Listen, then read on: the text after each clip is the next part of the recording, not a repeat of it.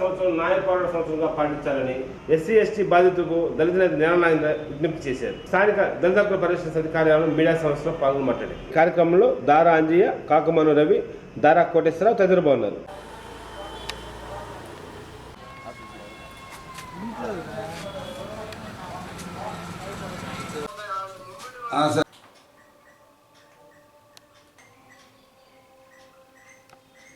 ఓకేనా.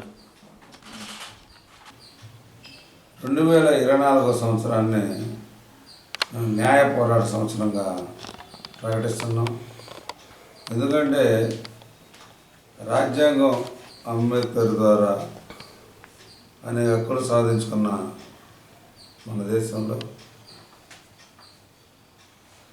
ముఖ్యంగా మన రాష్ట్రంలో ఈ కారం చెడు చుండూరు ఫలితాలు పోరాటానికి వచ్చిన ఎస్ఎస్టీ యాక్టు, తర్వాత వచ్చిన సవరణ చట్టం 2015. కానీ మన ప్రకాశం జిల్లాలోనే దళిత ఉద్యమం ఆవిర్భవించింది. కానీ దేశమంతా ప్రకాశం జిల్లాలో ఎస్ఎస్టీ చట్టం బాగా అమలవుతుంది అంటున్నారు. కానీ ఇక్కడ కూడా ఈ చట్టానికి రూల్స్ 95లోనే రూల్స్ రూపొందించారు. కానీ ఈరోజు కూడా ఎస్ఎస్టీ యాక్టు 95 రూల్స్లో హత్యలు జరిగితే 2.5 ఎకరా మాగానే 5 ఎకరాల భూమి ఇవ్వాలి. కానీ బాధితులు ఒక్కరికి కూడా మెట్ట కానీ మాగాని భూమి కానీ కనీసం ఇంటి స్థలం కూడా ఇవ్వలేదు. అదేవిధంగా ప్రస్తుత కలెక్టర్ దినేష్ కుమార్ అంతకుముందు వచ్చిన వేరు చీరాల్లో కిరణ్ చచ్చిపోయిన బ్రాహ్మణుడు అయినా కానీ ప్రవీణ్ కుమార్ ఆ కేసులో రిలీఫ్ ఉద్యోగం ఇచ్చారు, జూనియర్ అసిస్టెంట్. కానీ ప్రస్తుత collector Dinesh Kumar SC ST యాక్ట్కి తూట్లు పొడుస్తూ ఉద్యోగాలు ఇవ్వడం లేదు. సప్రెస్ చేయడానికి కేవలం రిలీఫ్ కూడా ఒంగోలులోనే కోడూరు శాంతి అనే మాజీ యువతని చంపేసి 2 సంవత్సరాలైంది, డిసెంబర్ 28కి. కానీ ఈరోజు కూడా కేసులో రిలీఫ్ ఇవ్వలేదు, ఉద్యోగం ఇవ్వలేదు.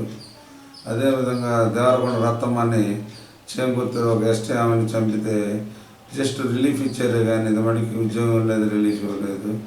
అదేవిధంగా అత్యాచార కేసుల్లో కూడా రిలీఫ్ ఇవ్వాలి. కానీ అత్యాచార కేసులు మొత్తం మనం పెండింగ్ ఉండే.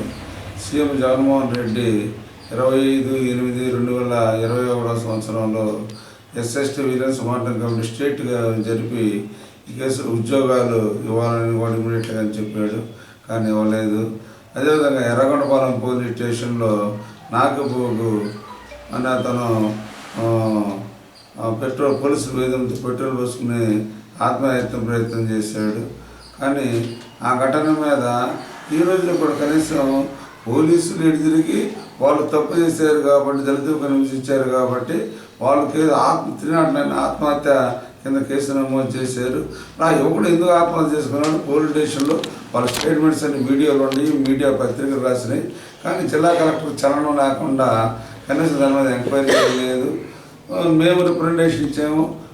ఈ నెల 15వ తారీఖు నాటి ఇప్పటికి 16 రోజులు అయింది. కనీసం ఫైల్ కూడా కలెక్టరేట్లో సర్క్యులేట్ కాలేదు.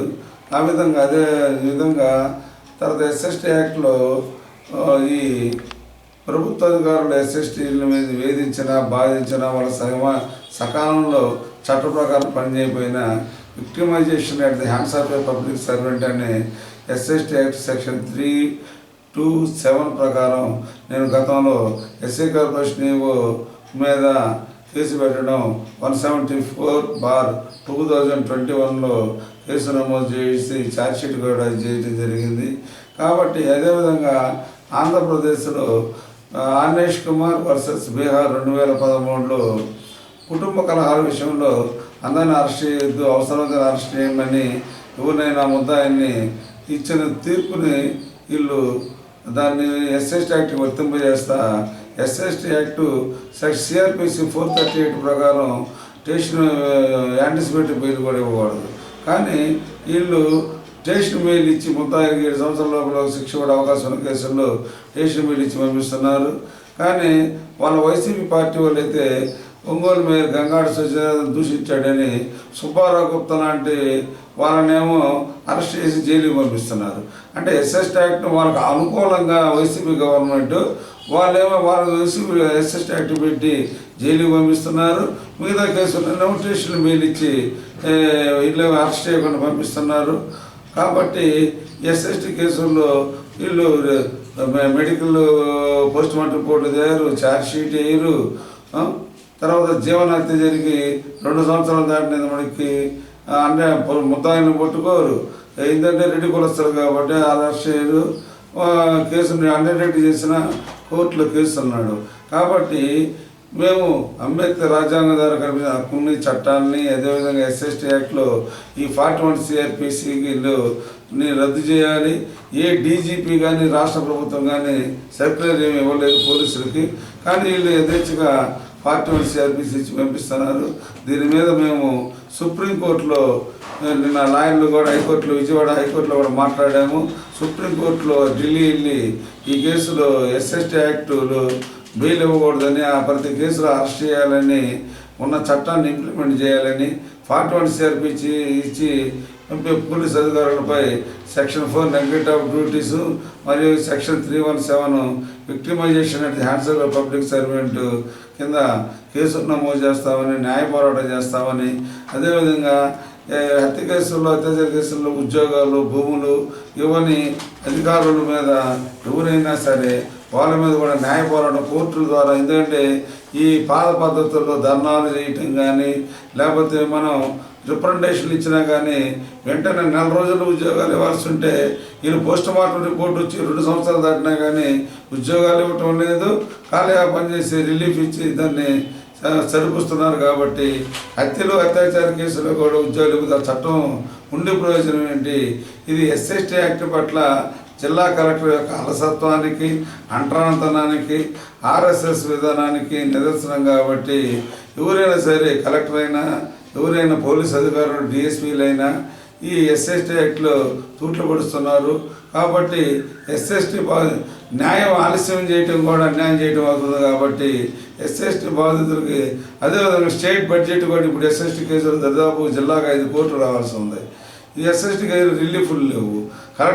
జిల్లా కలెక్టర్ 2.5 కోట్లు కావాలని సోషల్ వెల్ఫేర్ డైరెక్టర్ రాశారు. కానీ రూపాయి కూడా రాని పరిస్థితి.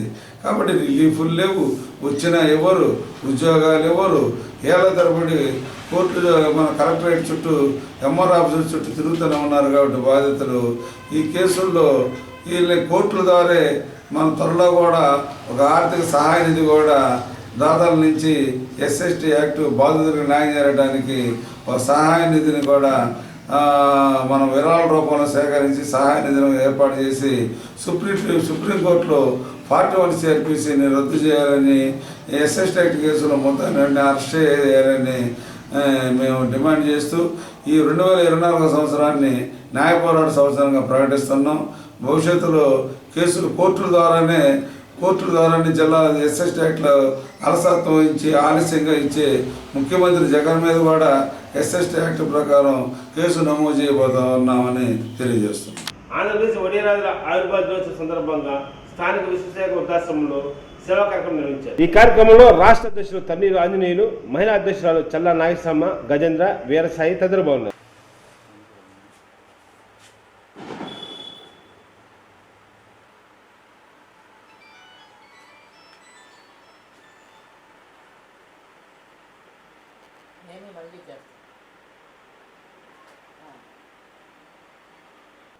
మీరు వచ్చాడు లక్ష్మి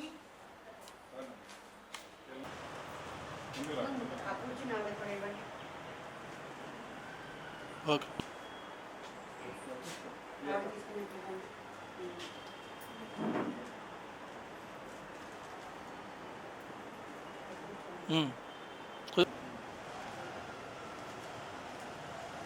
ఓకే 10 minutes వస్తుంది.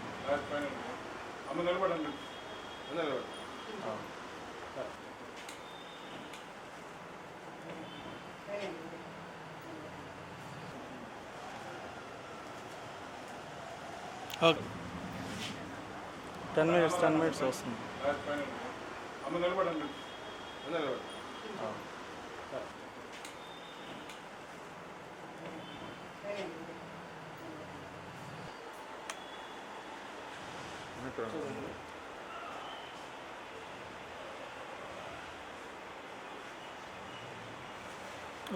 చెప్పండి. నుంచోమనండి. ఉంచండమ్మా.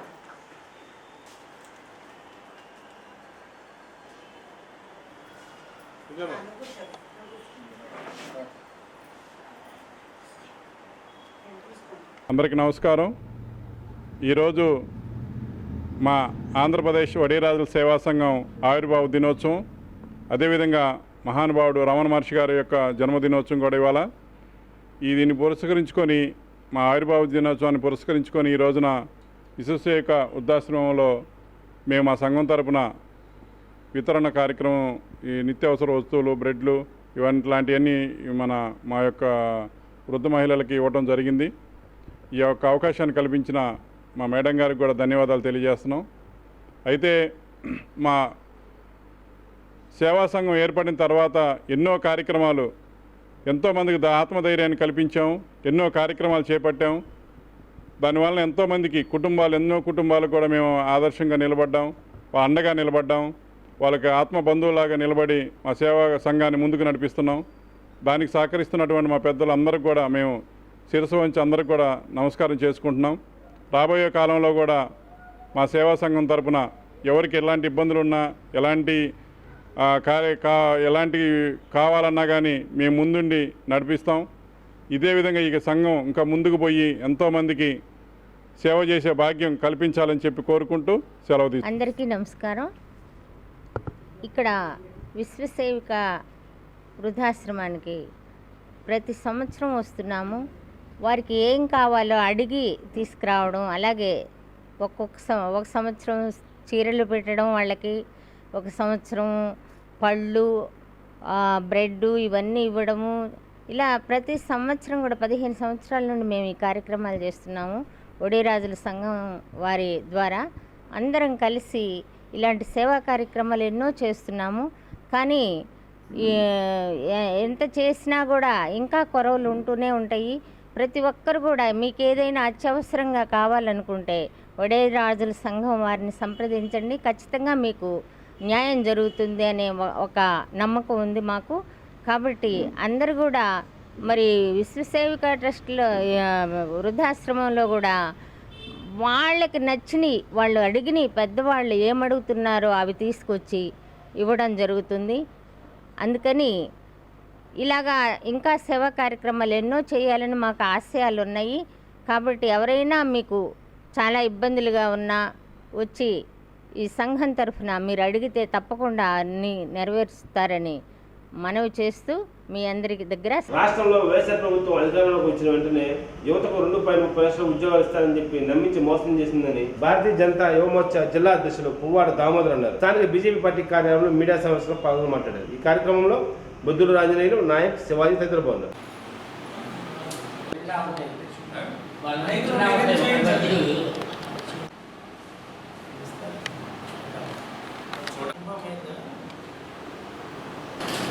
అందరికీ నమస్కారం. మీడియా మిత్రులందరికీ నమస్కారం. ఈ రాష్ట్రంలో ప్రధానంగా ఈ మీడియా సమావేశం యొక్క ముఖ్య ఉద్దేశం ఏమనగా, ఈ రాష్ట్రంలో నాటి ప్రతిపక్ష నేత, నేటి ముఖ్యమంత్రి వైఎస్ జగన్మోహన్ రెడ్డి గారు తాను పాదయాత్ర చేస్తున్న క్రమంలో అనేక సమావేశాల్లో, బహిరంగ సమావేశాల్లో అలివి కానీ సాధ్యం కానీ యువతకు సంబంధించిన అంశాలను హామీలు గుప్పిస్తూ అధికారం చేపట్టిన రోజు నుంచి కూడా ఈ రోజు వరకు కూడా నిరుద్యోగుల్ని గాలికి వదిలేసిన అంశం మనందరం కూడా గడిచిన 4.5 సంవత్సరాల్లో మనం చూసాం. తను పాదయాత్ర చేస్తూ మొట్టమొదటగా నిరుద్యోగ మేళాని సంబోధిస్తూ పెద్ద ఎత్తున ప్రతి సంవత్సరం జనవరి 1వ తేదీన జాబ్ క్యాలెండర్ రిలీజ్ చేస్తానని హామీలు గుప్పిస్తూ ఇంతవరకు కూడా ఏ ఒక్క జనవరి 1 కూడా క్యాలెండర్ ప్రకటన పాపన పోలేదు. నిరుద్యోగులు నమ్మించిన ఈ జగన్మోహన్ రెడ్డికి భారతీయ జనతా యువమోర్చా క్వశ్చన్ చేస్తుంది. అదేవిధంగా 2,30,000 ఉద్యోగాలు ఉన్న ఈ రాష్ట్రంలో కేవలం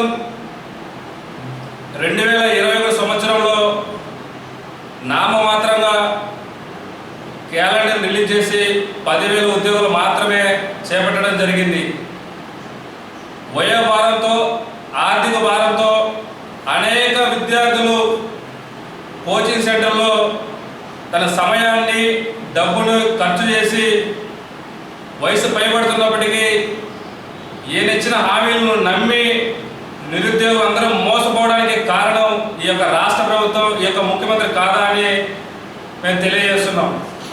అదేవిధంగా గడిచిన 4.5 సంవత్సరం నుంచి ఇప్పటి వరకు కూడా నేషనల్ క్రైమ్ రికార్డ్స్ బ్యూరో లెక్కల ప్రకారంగా ఇప్పటి వరకు కూడా 1,345 మంది నిరుద్యోగుల ఆత్మహత్యకు కారణం ఈ ముఖ్యమంత్రి కాదా అని మేము ప్రశ్నిస్తున్నాం.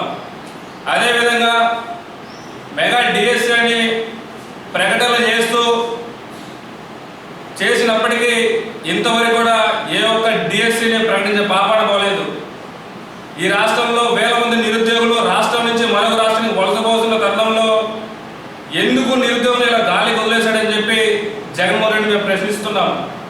అదేవిధంగా తన రాజకీయ నిరుద్యోగులు మాత్రం ఎమ్మెల్సీ పదవులు ఇస్తాడు, సలహాదారుల పదవులు ఇచ్చి వాళ్ళందరికీ ఉపాధి కల్పించాడు తప్ప ఈ రాష్ట్రంలో ఉన్న ఏ బిడ్డ కూడా, ఏ నిరుద్యోగి కూడా ఉద్యోగాన్ని ఇచ్చిన పాపాన పోలేదు.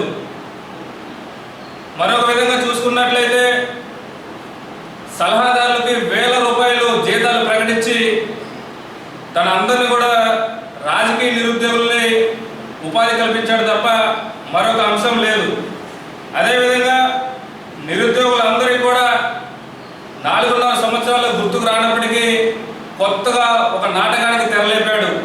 ఆడుదాం ఆంధ్ర అనే పేరుతో ఈరోజు ఒక కొత్త కార్యక్రమాన్ని చేపట్టి రాజకీయ నిరుద్యోగులకి సలహాదారులు ఎలా అయితే అవకాశం కల్పించాడో ఈరోజు నిరుద్యోగులందరికీ ఆలోచన విధానాన్ని తన వైపు తిప్పుకునే విధంగా ఆడుదాం ఆంధ్ర అని వేల కోట్ల రూపాయలు ప్రకటించి ఒక కార్యక్రమం చేపట్టడం జరిగింది. ఈ ఆడుదాం కార్యక్రమంలో ఏ ఒక్క నిరుద్యోగి కూడా స్వచ్ఛందంగా పార్టిసిపేట్ చేయనప్పటికీ తన సొంత కార్యకర్తలు మాత్రమే ఈ యొక్క ఆడుదాం కార్యక్రమంలో పార్టిసిపేట్ చేస్తూ వేల రూపాయలని దారి మళ్లిస్తున్నాడు. అదేవిధంగా మేము జగన్మోహన్ రెడ్డిని ఒకటే అడగదలుచుకున్నాం, ఎక్కడ ఆడుదాం కార్యక్రమానికి మైదానాలు ఎక్కడున్నాయి, మైదానాలకి ఎంత మేరకు నిధులు కేటాయించారు? ఈరోజు విజయవాడ స్టేడియం, ఇందిరాగాంధీ స్టేడియం కావచ్చు, గుంటూరు బ్రహ్మానంద స్టేడియం కావచ్చు, ఒంగోలులో ఉన్న మినీ స్టేడియం కావచ్చు, ఈ అన్నిటి స్టేడియానికి ఎక్కడ నిధులు ఉన్నాయి? కేవలం మరమ్మతులు చేయడానికి కూడా ఈ రాష్ట్ర ప్రభుత్వానికి ముందుకు రానప్పటికీ ఈ యొక్క కేవలం మభ్యపెట్టే కార్యక్రమం మాత్రమే ఈ యొక్క రాష్ట్ర ప్రభుత్వం తీసుకుంది. అదేవిధంగా ఈ రాష్ట్రంలో ఉన్నటువంటి గ్రూప్ 1 కావచ్చు, గ్రూప్ 2 కావచ్చు పోస్టులు అన్నిటికీ కూడా కేవలం నామమాత్రంగా 10,000 పోస్టులు మాత్రమే ప్రకటించి వాటి నియామకాల్లో కూడా చాలా జాప్యం జరుగుతూ ఉంది. ఎందుకు ఈ రకంగా ఎన్నికలు సమీపిస్తున్న తరుణంలో కేవలం పోలీస్ శాఖ కావచ్చు, రెవెన్యూ శాఖలో కావచ్చు నామమాత్రంగా కొన్ని తూతు మంత్రంగా మాత్రమే పేపర్ ప్రకటనలు చేసి వాటి నియామకాల్లో మాత్రం చాలా జాప్యం జరుగుతుంది. వీటన్నింటినీ భారతీయ జనతా యువమోర్చా ఖండిస్తుంది. అనేక విధంగా ఏదైతే కోచింగ్ సెంటర్లో మగ్గి కుమిలిపోతున్న నిరుద్యోగులకి భారతీయ జనతా యువమోర్చా బాసటగా నిలుస్తుంది. ఈ రాష్ట్ర ప్రభుత్వం రేపటి రోజున జనవరి 1 తను ఏదైతే హామీలు గుప్పించి జనవరి 1న ప్రకటన చేస్తానన్నాడో ఆ ప్రకటన వచ్చే వరకు భారతీయ జనతా యువమోర్చా నిరుద్యోగులు అందరికీ కూడా బాసటగా నిలుస్తుంది. అదేవిధంగా రాష్ట్ర యువత ఆలోచనల్ని తన మాయమాటలు తప్పించే విధంగా మేమందరం కూడా నిరుద్యోగుల బాసటగా నిలిచి రాబోయే మా రాష్ట్ర అధ్యక్షురాలు దగ్గుపాటి పురంధేశ్వరి గారి ఆదేశాల మేరకు, అదేవిధంగా యువమోర్చా రాష్ట్ర అధ్యక్షులు మిట్టా వంశీకృష్ణ వారి సూచనల మేరకు, జిల్లా అధ్యక్షులు శివారెడ్డి గారి సహకారంతో ఈ రాష్ట్రంలో, ఈ జిల్లాలో కావచ్చు అనేక కార్యక్రమాలు నిరుద్యోగులపై పోరాటం చేస్తాం తెలియజేసుకుంటూ ప్రధానంగా కనిగిరి నియోజకవర్గంలో ఉన్న నిమ్స్ ప్రాజెక్టు ఏదైతే ఉందో కేంద్ర ప్రభుత్వం నిధులు ప్రకటించినప్పటికీ ఈ యొక్క రాష్ట్ర ప్రభుత్వం యొక్క నిర్లక్ష్య వైఖరితో ఇంతవరకు అక్కడ ల్యాండ్ పూలింగ్ అనేది కూడా జరగలేదు. ఆ ల్యాండ్ పూలింగ్ జరిగినట్లయితే ప్రధానంగా వెనుకబడినటువంటి కనిగిరి ప్రాంత యువకులందరికీ కూడా ఎంతో కొంతలో కొంతైనా నిరుద్యోగ సమస్య నుంచి ప్రత్యక్షంగా పరోక్షంగానో మేలు చేకూరుతుందని మేము విశ్వసిస్తున్నాం. ఆ పోరాటంలో కావచ్చు, అదేవిధంగా ట్రిబులేటెడ్ కావచ్చు, వెనుకబడిన ప్రాంతాన్ని కనిగిరి నుంచి ఒంగోలుకి గుత్తేదారులకు కేవలం నిధులు సమకూర్చాల లక్ష్యంతో ఒక ప్రైవేటు స్థలంలో కార్యక్రమాలు, తరగతులు, శిక్షణా తరగతులు రన్ చేస్తున్నారు తప్ప నిరుద్యోగులు కావచ్చు, ఉపాధి అవకాశాలు, ఉపాధి అవకాశాల్లో ఈ రాష్ట్ర ప్రభుత్వం తీవ్రంగా వైఫల్యం చెందింది. ఈ యొక్క వైఫల్యాన్ని నిరుద్యోగులందరికీ కూడా మేము బాసటగా నిలిచి రాబోయే రోజుల్లో కార్యక్రమాలు చేపడతామని తెలియజేసుకుంటూ తీసుకున్నటువంటి ఈ జాబ్ క్యాలెండర్ విషయమై ఈరోజు ప్రెస్ మీట్ ఏర్పాటు చేయడం జరిగింది. ప్రస్తుత ముఖ్యమంత్రి గతంలో ప్రతిపక్ష నాయకుడిగా ఉన్నప్పుడు రాష్ట్రంలో తను పాదయాత్ర చేస్తూ తను చెప్పినటువంటి మాటలు ఒకటి కూడా నెరవేర్చలేదు. నిరుద్యోగుల విషయమై 2,30,000 పోస్టులు ఖాళీగా ఉంటే ఒక 10,000 పోస్టులు భర్తీ చేసి 5 సంవత్సరాల కాలం పూర్తి చేశారు. ఇప్పుడు కూడా ఏదో మాయమాటలు చెప్పి ఏదో కొంతమందికి సంక్షేమ పథకాలు అందిస్తూ నేనంతా బాగా చేశానని చెప్పనని కొట్టి మాటలు చెప్పుకుంటూ ఈ నిరుద్యోగుల్ని మోసం చేసినటువంటి విషయాన్ని ప్రజల్లోకి తీసుకెళ్దాం. నిరుద్యోగ యువతకి ఎటువంటి ప్రాధాన్యత లేనటువంటి గవర్నమెంట్ని గద్దెదించే విధంగా ప్రజల్లోకి తీసుకెళ్తామని తెలియజేస్తున్నాను. రాబోయే రోజుల్లో భారతీయ జనతా పార్టీ ఆధ్వర్యంలో నడుస్తున్నటువంటి నరేంద్ర మోడీ గారి ప్రభుత్వంలో మరొకసారి మోడీ గారు ప్రధానిగా రావాలని కోరుకుంటూ, మోడీ గారి ఆధ్వర్యంలో సెంట్రల్ గవర్నమెంట్లో వస్తున్నటువంటి నిరుద్యోగులకు వచ్చినటువంటి అవకాశాలన్నీ కూడా అందరూ సద్వినియోగం చేసుకోవాలని, సెంట్రల్ గవర్నమెంట్ సంస్థలైనటువంటి రైల్వే, అదేవిధంగా ఎయిర్పోర్ట్లు, అదేవిధంగా నేషనల్ హైవేస్ అన్నింటిలో కూడా సెంట్రల్ గవర్నమెంట్ సంస్థలు ఏదైతే ఉన్నాయో అన్ని సంస్థల్లో చాలా ఖాళీలు ఉంటున్నాయి.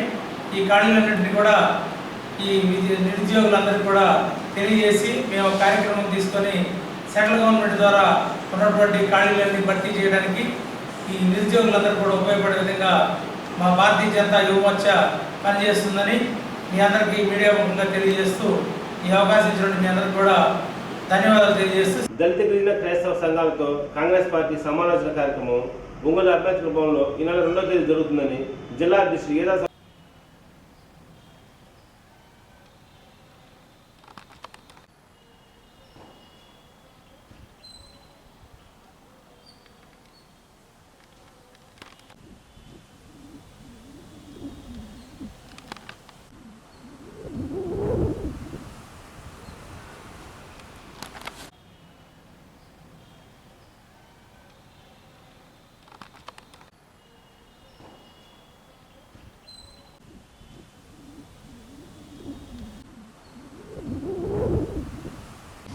సైలెంట్లో పెట్టడం కరెక్ట్ మాట్లాడడం. నూతన సంవత్సర శుభాకాంక్షలు. రాబోయే 2024 నూతన సంవత్సరంలో జనవరి 2వ తారీఖున కాంగ్రెస్ పార్టీ రాష్ట్ర వ్యాప్తంగా దళిత గిరిజన క్రైస్తవ సంఘాల పెద్దలతోటి సమాలోచన చేసేటువంటి నిర్ణయంతో మరి జనవరి 2వ తారీఖున ఒంగోలు ప్రకాశం జిల్లా ఎదురుగా ఉన్నటువంటి అంబేద్కర్ భవన్లో మరి ఈ సమావేశం నిర్వహించడానికి పెద్దలు తలపెట్టారు. మరి ఈ కార్యక్రమానికి సిడబ్ల్యూసి సభ్యులు కొప్పుల రాజు గారు, అలాగే మాజీ కేంద్ర మంత్రివర్యులు జేడి శీలం గారు, ఏఐసిసి సెక్రటరీ ఒంగోలు పార్లమెంటు నియోజకవర్గ సమన్వయకర్త సిరివెల ప్రసాద్ గారు, అలాగే రాష్ట్ర స్థాయి నాయకులు కొరివి వినయకుమార్ గారు, జంగా గౌతమ్ గారు, ఇలా అనేక మంది, సాకే శంకర్ గారు ఎస్సీసీఎల్ రాష్ట్ర చైర్మన్, మరి మా జిల్లా నుంచి కూడా ప్రముఖమైనటువంటి ఎస్సీసీఎల్ నాయకులందరూ కూడా ఈ సమావేశానికి హాజరవుతా ఉన్నారు. గడిచినటువంటి 10 సంవత్సరాల్లో బీజేపీ ప్రభుత్వం మరి రాష్ట్రంలో చంద్రబాబు నాయుడు గారు కానీ జగన్మోహన్ రెడ్డి గారు కానీ దళితుల పట్ల అవలంబిస్తున్నటువంటి అరాచకమైనటువంటి విధానాలని, అలాగే కాంగ్రెస్ పార్టీ సైద్ధాంతికంగా ఎస్సీ ఎస్టీ బీసీ మైనారిటీల కోసం చేసినటువంటి అభివృద్ధిని ప్రజల్లోకి తీసుకెళ్లాలి, దళిత సంఘ మేధావులతోటి ఈ విషయాలన్నింటినీ కూడా చర్చించాలనేటువంటి ఏకైక లక్ష్యంతో మరి ఈ కార్యక్రమాన్ని నిర్వహించడం జరుగుతుంది. మరి ఈ కార్యక్రమం జనవరి 2వ తారీఖున ఒంగోలులో ప్రారంభించి శ్రీకాకుళం వరకు కూడా, అంటే 11వ తారీఖు వరకు కూడా ఈ కాంగ్రెస్ పార్టీ నాయకులందరూ కూడా బస్సు యాత్రతోటి ఈ కార్యక్రమాన్ని నిర్వహిస్తూ ఉన్నారు. మరి ప్రకాశం జిల్లాలో ఉన్నటువంటి దళిత నాయకులు, దళిత మేధావులందరూ కూడా క్రిస్టియన్, ఎస్సీ ఎస్టీ బీసీ గిరిజన మైనార్టీ నాయకులందరూ కూడా ఈ కార్యక్రమంలో పాల్గొని విజయవంతం చేయాలని చెప్పేసి వారందరినీ కూడా కాంగ్రెస్ పార్టీ సిద్ధాంతపరమైనటువంటి ఏదైతే నిర్ణయాలు ఉన్నాయో వాటిని మరి ఆ మేధావులతో చర్చించి కాంగ్రెస్ పార్టీతోటి మమేకమై పనిచేయడానికి రాబోయే 2024 ఎన్నికల్లో వీళ్ళందరితో కలిసి పనిచేయడానికి కాంగ్రెస్ పార్టీ సిద్ధంగా ఉందని చెప్పేసి వీళ్ళు తెలియజేయాలనేటువంటి లక్ష్యంతో ఈ కార్యక్రమాన్ని నిర్వహిస్తున్నారు కనుక మరి అందరూ పాల్గొని ఈ కార్యక్రమాన్ని విజయవంతం చేయాలని చెప్పేసి అందరికీ తెలియజేస్తాం. జనవరి 2 మధ్యాహ్నం 3:30 గంటలకి అంబేద్కర్ భవన్లో ఈ కార్యక్రమం నిర్వహించడం జరుగుతాం. ప్రకాశం జిల్లా కాంగ్రెస్ కమిటీ తరఫున ప్రకాశం జిల్లాలో ఉన్న ప్రతి ఒక్కరికి కూడా నూతన సంవత్సర శుభాకాంక్షలు తెలియజేస్తున్నాం. రేపు 2వ తారీఖు నాడు మధ్యాహ్నం 3:30కి మన ఒంగోలులోని ప్రకాశం భవన్ ఎదురుగా ఉన్న అంబేద్కర్ భవన్ నందు కాంగ్రెస్ పార్టీ ఆధ్వర్యంలో జిల్లాలో ఉన్న దళిత నాయకులకి, అలాగే గిరిజన నాయకులకి, క్రైస్తవ పాస్టర్లందరికీ కూడా పిలుపునిచ్చాం. కాంగ్రెస్ పార్టీ ఈ 3 వర్గాలకి జరుగుతున్న అన్యాయాలు, బీజేపీ ప్రభుత్వం వీళ్ళని ఎంతవరకు ఇబ్బంది పెడుతుంది, వీళ్ళకి జరిగిన అన్యాయాలన్నీ కూడా వాళ్ళకి గుర్తిరిగి వాళ్ళ సమస్యలు కాంగ్రెస్ పార్టీ పోరాడుతుందని చెప్పనే దాని మీద సమాలోచన సభ అనేది ఏర్పాటు చేయడం జరిగింది. కాబట్టి మీరందరూ కూడా పాల్గొని కాంగ్రెస్ పార్టీకి మద్దతు పలికి మన యొక్క భవిష్యత్తుని, మన తలరాతని బీజేపీ చేసే నాశనానికి కాంగ్రెస్ పార్టీ అండగా ఉండేదని తెలియజేయాలని మీ అందరికీ పిలుపునిస్తుంది. నూతన సంవత్సర సందర్భంగా వైఎస్ఆర్ పార్టీ సాంస్కృతిక విభాగం రీజనల్ కోఆర్డినేటర్ బొట్ల సుబ్బారావు జిల్లా వైఎస్ఆర్ పార్టీ అభిమానులకు, కార్యకర్తలకు శుభాకాంక్షలు అందజేశారు. ఒంగోలు నగర ప్రజలకు, వైఎస్ఆర్సీపీ నాయకులకు, కార్యకర్తలకు అందరికీ కూడా నూతన సంవత్సర శుభాకాంక్షలు తెలియజేస్తున్నాను.